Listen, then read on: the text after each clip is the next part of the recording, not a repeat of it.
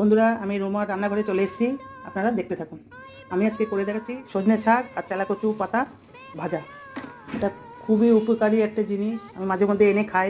আপনারাও দেখুন কীভাবে। সরষের তেল দিয়ে দিলাম, একটু শুকনো লঙ্কা দিলাম ফোড়ন, একটু কালো জিরে, বন্ধুরা একটু তিল দিচ্ছি, সাদা তিল তেলের উপর। এইভাবে করে খাবেন, খেয়ে বলবেন যে কেমন লাগছে, কমেন্টে জানাবেন। শাকগুলো দিয়ে দেবো, হলুদ দিচ্ছি, একটু কাঁচা লঙ্কা দিচ্ছি, এর উপরে অল্প পেঁয়াজ দিচ্ছি।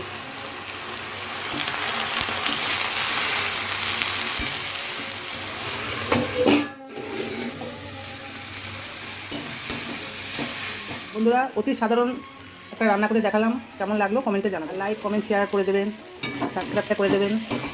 আজকের ভিডিও এই পর্যন্ত, আবার দেখা হচ্ছে পরের ভিডিওতে।